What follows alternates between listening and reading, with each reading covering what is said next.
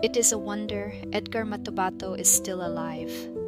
A confessed assassin for the Davao Death Squad, he was the first to go public about the killings allegedly ordered by former President Rodrigo Duterte. Since 2014, when he was detained and brutally tortured by his former comrades, Matobato has been on the run. For 10 years, an unlikely network kept him alive. Catholic clergy who believed in his redemption, former military mutineers who shielded him, and at one point, the security detail of an outgoing president. Together, they helped him evade the powerful forces intent on silencing him.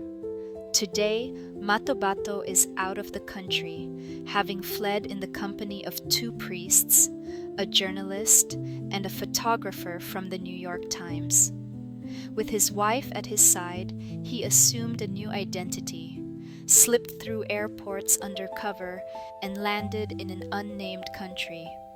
It is an indefinite stop on his way to the International Criminal Court in The Hague, where Duterte may one day stand trial for crimes against humanity.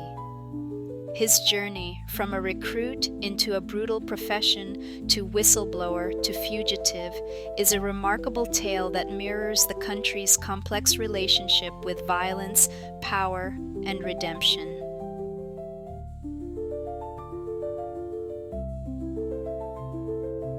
When I first met Matobato on a balmy Christmas morning in 2016, I couldn't help but wonder how long an improvised clandestine witness protection program could keep him safe. Only 3 months earlier, he had electrified the nation with his testimony before the Philippine Senate. On live television, Matobato confessed to serving as a hitman for the Davao Death Squad for 24 years. He detailed how, on Duterte's orders, he had killed suspected criminals and disposed of their bodies in horrific ways, dumped on streets, fed to crocodiles, or buried in a quarry. Those were the early days of Duterte's presidency. Each night, bloody corpses littered the streets of Manila. Empowered by the president's rhetoric, the police killed with impunity, while hooded gunmen executed small-time drug dealers in the city's poorest neighborhoods. Until Matobato stepped forward, the shadowy world of death squads and contract killers was largely invisible to the public. His testimony ripped away that veil. He described, in chilling detail, how police and local officials organized, financed, and directed these squads.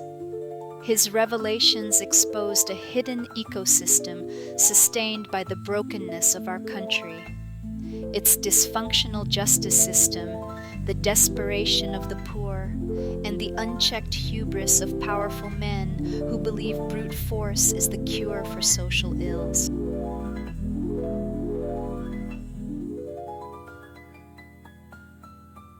I spoke with Matobato in a secluded Catholic compound, a haven of quiet far removed from the chaos of Manila. Fruit trees swayed in the breeze, birdsong filled the air, and a stream murmured softly through the grounds.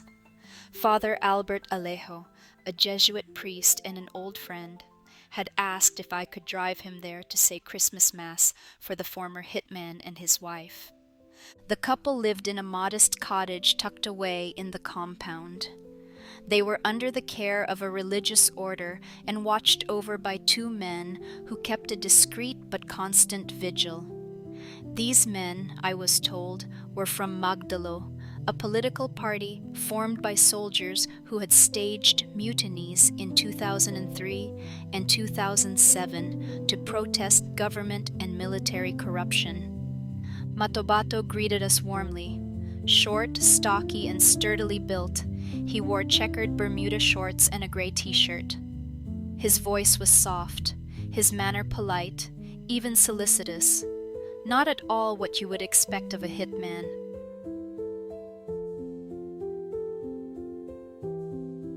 Lunch was ready when we arrived. Matobato had prepared humba, the Visayan version of pork adobo, The night before. It was too early to eat, so we sat on benches in the open air. I turned on my recorder and asked him to tell me his story. My name is Edgar Matobato. He began in Tagalog. I was born in Kalinan, Tamayong, Davao City, on June 11, 1959. I am 57. I was a farmer in our barangay. It was around 1977, he said, when his father, a member of the Civilian Home Defense Force, or CHDF, was killed by communist guerrillas. They wanted his gun. My father told them, "If you need my gun, I will give it to you as long as you do not hurt my family."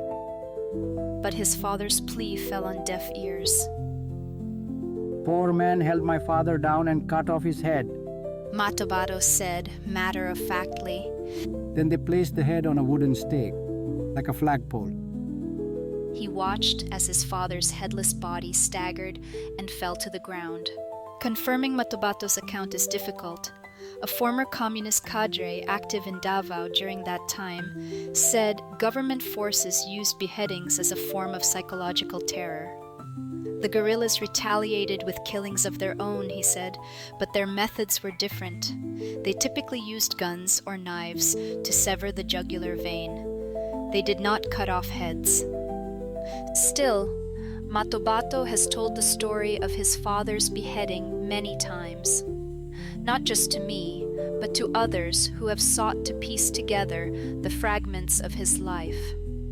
Even when asked again through an intermediary, his account never wavered. Whether or not it can be independently verified, this is Matobato's truth, the defining moment that, in his eyes, shaped the trajectory of his life.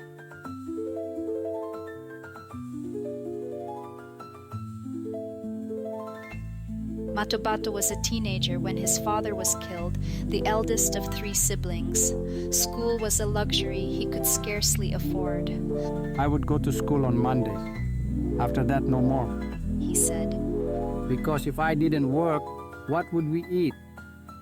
In 1982, Matobato joined the CHDF to protect his village from the same guerrillas who had killed his father. Many of them were natives, he said, referring to the indigenous Bagobo and Manobo people. The government paid him a small allowance of 70 pesos a month and provided him with a rifle. Later, he was assigned to an army battalion as part of a civilian auxiliary unit supporting counterinsurgency operations. It was there that Matobato learned to kill. By 1988, when Rodrigo Duterte was elected mayor of Davao City, Matobato's reputation as a fighter had reached the ears of a police officer close to the mayor. When they began forming a liquidation squad called the Lambada Boys, named after a popular Latin dance, Matobato was among the first recruits. Why him? They picked me because they knew I wasn't afraid, he said. He may have been unschooled, but he had proven his willingness to kill and his ability to follow orders without question. Why him? His wife, who had stayed by his side even after learning he was a contract killer, answered, I was mad at myself for falling in love with him. He is a good man. I never thought of him as evil. They used him because he was ignorant. They took advantage of his anger that his father was beheaded and never got justice.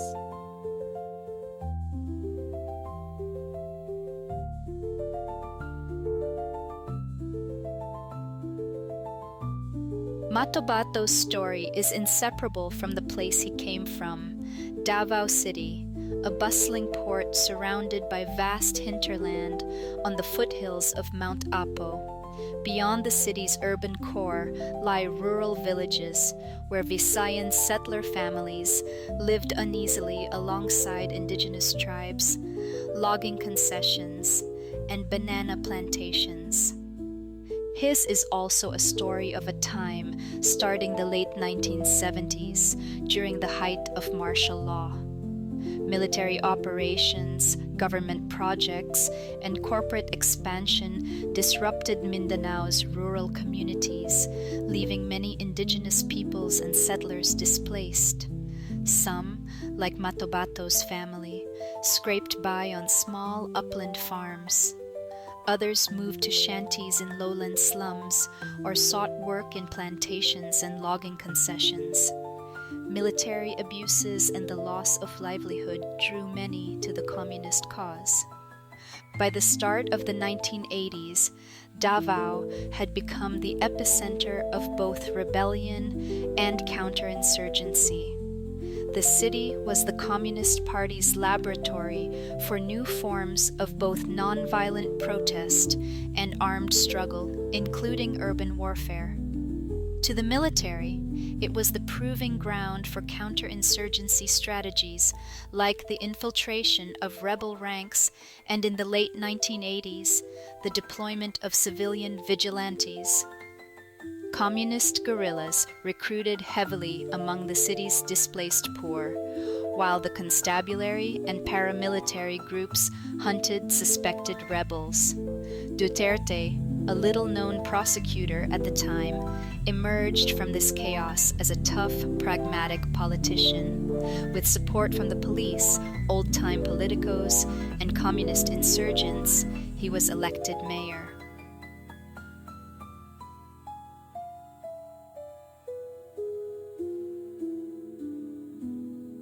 At first, Matobato earned a few thousand pesos per hit.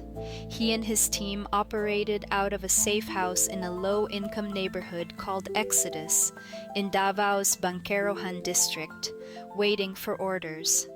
Their targets were mostly criminals, accused rapists, thieves, kidnappers. They struck in crowded places, malls, markets, busy streets. The designated hitman would approach the target, shoot, and walk calmly to a waiting vehicle.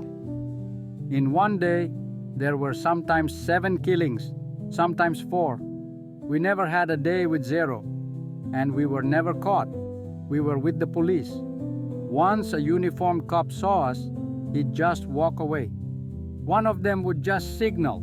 This was ours. By the 1980s, Davao City had become a chaotic battleground.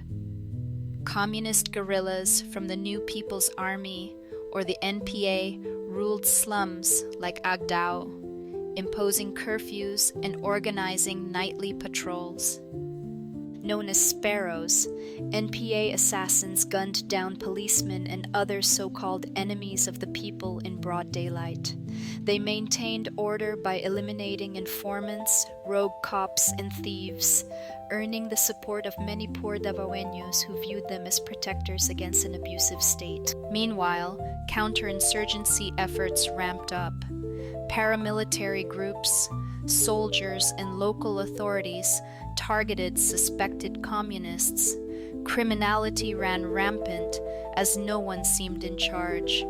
The city was steeped in bloodshed, with violence begetting violence. As mayor, Rodrigo Duterte stepped into this cauldron of fear and retribution. He consolidated power by employing methods borrowed from both military and guerrilla tactics, wielding hitmen like Matobato to impose order, much like NPA guerrillas who killed cattle rustlers, thieves, and rapists in the communities they controlled. In the beginning, I thought we were helping people by getting rid of the bad guys, Matobato said. Later, we were told to kill innocent people. You could tell because innocent people act differently from criminals, but you couldn't refuse because the police officers would not allow it. Those officers were of a different sort. They were ruthless, men without souls. By the 1990s, former communist rebels had joined the liquidation squad. Alongside Matobato and other hitmen, they became part of what would be called the Davao Death Squad.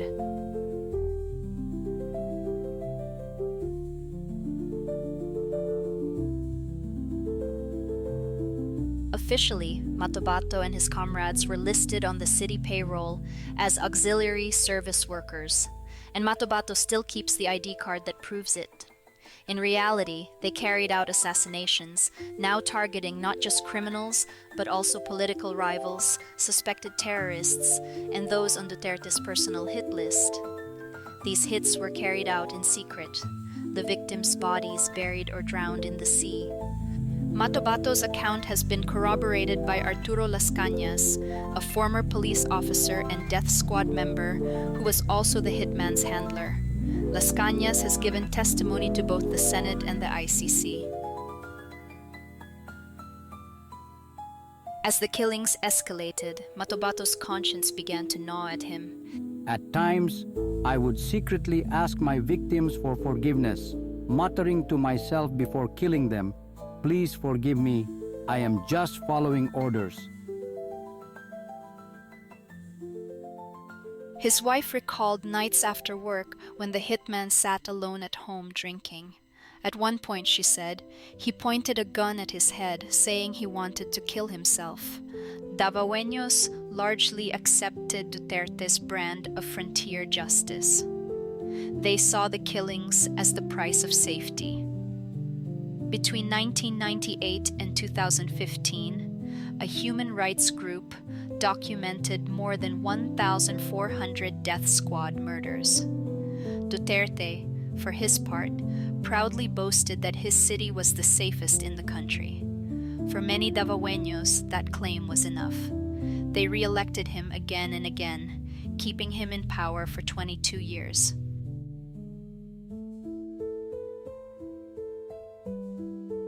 That Christmas morning, Matobato recounted story after story of murder, his voice flat, emotionless, as though ticking off items on a grocery list. He told me about exhibition killings. A victim would be shot, then stabbed in the chest to make sure he was dead. His hands would be tied together and his face swaddled in packing tape before his corpse was dumped on the street, sometimes with a cardboard sign that said pusher or hold upper. He learned to kill this way from the police, he said. The intent was to sow fear. From the cops, he also learned how to dismember a victim's corpse so that If you kill 3 people, you need only dig 1 small grave. all of this was unnerving. Matobato looked far away, rarely at me. Yet when he wasn't speaking about his crimes, he smiled, walked around to check on others, and seemed at ease. This man is a confessed murderer. He's killed so many, he cannot give an exact count. He said maybe about 50, I wrote in my notes that evening. He said they must have buried 300 people in the Mea quarry since 1988. He said he had regretted his ways, but because his face was inert and bereft of affect, it was hard to see whether there's real remorse. Something has died in this man's soul. Despite being a lapsed Catholic, I wondered about the state of Matobato's soul. I thought Father Alejo might have answers. For a quarter century, the hitman was a cog in a brutal machine that ran on fear and blood. Sure, he had stepped out of the shadows to bear witness. But are you not consorting with a serial assassin? I asked Father Alejo on our drive back to Manila. Can a man who has killed so many ever find redemption?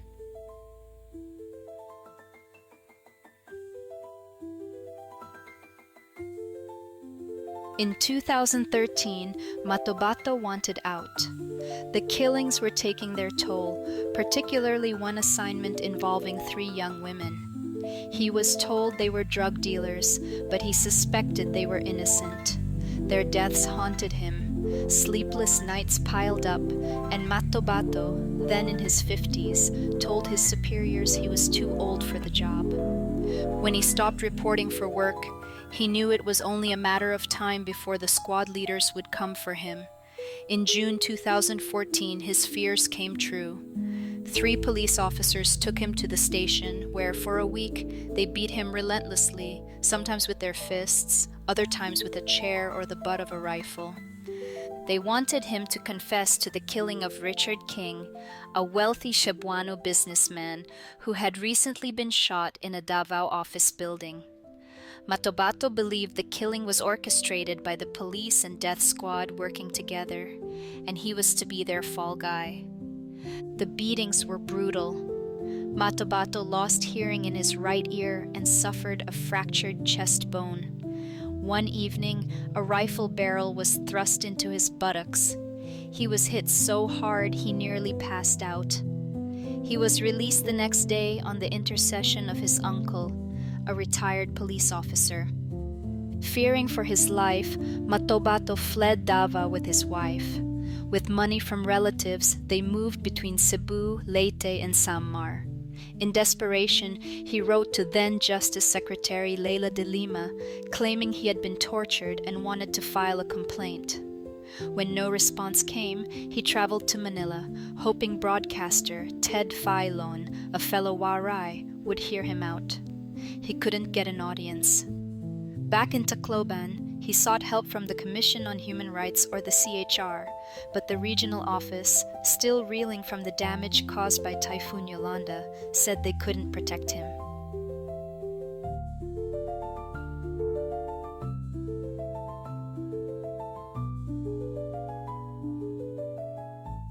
CHR staff advised him to go to the Justice Department in Manila. He did, telling the security guard at the entrance, Sir, I'm a member of the Davao Death Squad and I want to surrender. He was brought to a lawyer who referred him to the National Bureau of Investigation, or the NBI. In September 2014, the NBI placed him in a government safe house under the Witness Protection Program. NBI investigators corroborated Matobato's story and in August 2015 recommended filing arbitrary detention and torture charges against 5 Davao City police officers. De Lima, the Justice Secretary, knew about Matobato's torture case but told PCIJ she was then unaware of the depth of his death squad involvement. As chair of the CHR in 2009, De Lima had held hearings in Davao, vowing to end vigilante-style killings. She and her team began exhuming bodies buried in the Laud quarry, but could not proceed because a Davao judge denied them a search warrant. Years later, Matobato would testify that Duterte had ordered her assassination if she proceeded. Over the years, efforts to hold Duterte accountable had been derailed by bureaucratic dysfunction and disinterest. Moreover, national politicians turned a blind eye to Davao's carnage, preferring to rely on Duterte to deliver votes from his vote-rich city. Others thought the Davao killings were localized and not a threat to the nation. Meanwhile, although safe under witness protection, Matobato could still not go public with his truth. Duterte declared his candidacy for president in November 2015. Not seen as a top contender, he was rapidly gaining support, and by April 2016, it looked like he was going to win. Matobato feared for his life. On his lawyer's advice, he left witness protection on May 4th, less than a week before the election. On the same day, men in Barong escorted the couple to the Justice Department and then a hotel in Manila. Days later, armed men spirited them away to what they believed was their execution. Instead, they were taken to a large house in Bulacan Province. The men, members of the Presidential Security Guard, assured them they were safe. Matobato did not know they had been sent at the behest of President Aquino. The president kept this operation secret even from his inner circle, but later shared it with then-Senator Antonio Trillanes IV. As Duterte's inauguration loomed, the guards escorted Matobato and his wife to the office of the Catholic Bishops' Conference of the Philippines in Intramuros. The staff were stunned. but the clergy hurriedly made arrangements to bring the couple to a church compound in the city. From there, they were moved from one church facility to another. The decision to shelter them wasn't without controversy. The Catholic Church has a long tradition of providing sanctuary, especially during martial law. But Matobato was no political dissident. He was a self-confessed assassin. Some clergy supported Duterte's anti-drug campaign and worried they were coddling a criminal. Priests met with Matobato to discern his sincerity. Father Alejo was convinced. Over and over, Matobato had told him, I have sinned so many times. I have killed so many. Never mind if I go to prison or get killed or sent to the electric chair. Before I die, I want to be able to say what I know. Some clergy members supported the hitman's desire to go public. They worried, however, that their actions would be seen as political, especially as two opposition senators, De Lima and Magdalo co-founder Trillanes, wanted Matobato to testify in a Senate hearing. Father Alejo was certain Matobato had a mission. He recalled Paul of Tarsus, persecutor of Christians, converted on the road to Damascus. Longinus, the Roman soldier who pierced Jesus' side with a spear during his crucifixion, eventually became a monk and a martyr of the faith. Redemption is possible, Father Alejo told me, as we drove on traffic-choked streets and headed back to Manila.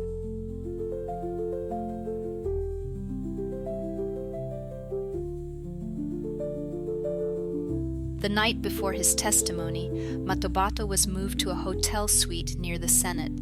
In the morning, he knelt to pray with his wife and Father Alejo, clutching an image of the Virgin Mary. Raised without religious instruction, Matobato had avoided church most of his life. I was afraid to go to Mass, He said, I would kill again afterward. So what's the point? his greatest fear, he said, more than death itself, was dying before speaking out. The clergy believed there were real threats on Matobato's life. The church alone could not protect him. The Magdalo party stepped in, providing security and safe houses. A doctor treated the internal bleeding caused by his torture. Lawyers volunteered legal advice. Others helped with safe houses and other support. Somehow, that ragtag band of clergy, dissident soldiers, and civilians managed to keep the couple safe and alive as they were bundled from one refuge to another. They have done so for the past 8 years. Those early months, however, were the most fraught. The body count in Duterte's drug war was escalating, and the president was polling a high 80% approval rating. Even the renowned novelist F. Sionil Jose hailed Mr. Duterte's assault on the rotten status quo, which has begun with the war on drugs. Many in the left praised the president's attacks on oligarchs in imperial America. A church activist told me that in a mass held for drug war victims, many churchgoers had refused to light candles for the dead. In the communities hard hit by the war, he said, Some even held parties to celebrate the killing of those they considered salot, a social plague. These places have been neglected for so long. They have not been given justice, and the killings are a form of justice for them.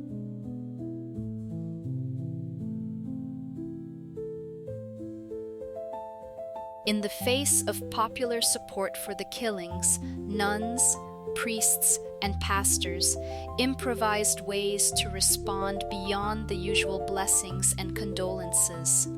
They paid for funeral expenses of drug war victims, supported widowed mothers, and provided scholarships for orphans.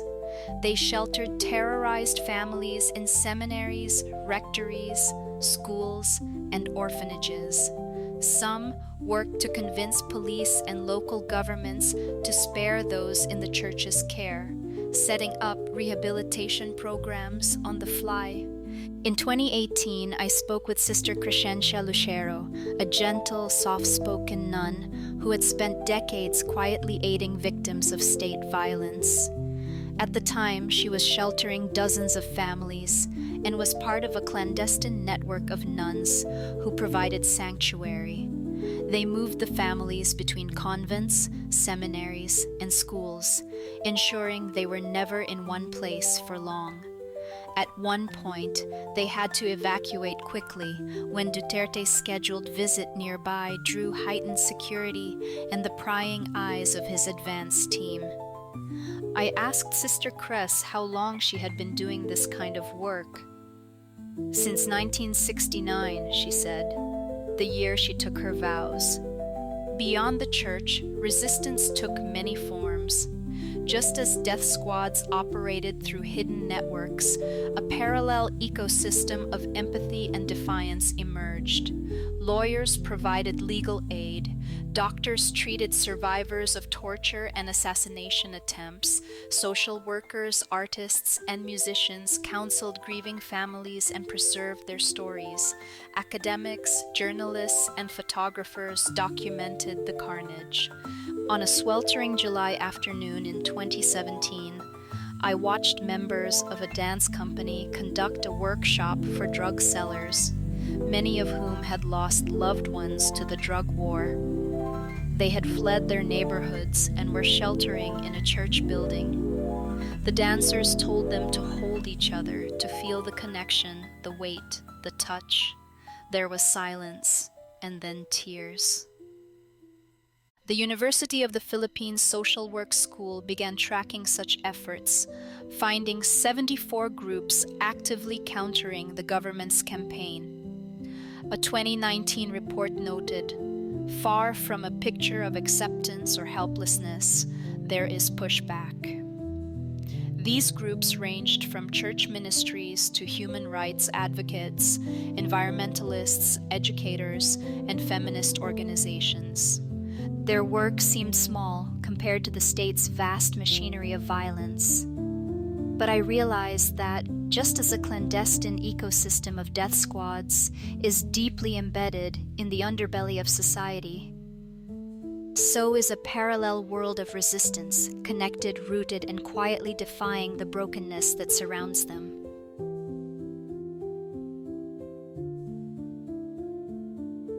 When Matobato first testified, holding Duterte accountable seemed impossible. 8 years later, the ICC is investigating, and Congress is probing the carnage. Other witnesses, including police officers and former death squad members, have come forward. Still, impunity looms. Drug-related killings continue. The Duterte family remains powerful, and large parts of the country still support them. In many ways, ours is still a broken country where the mighty enjoy impunity for corruption and human rights abuse. Individual redemption, as in Matobato's case, is possible, but what will it take to redeem an entire nation?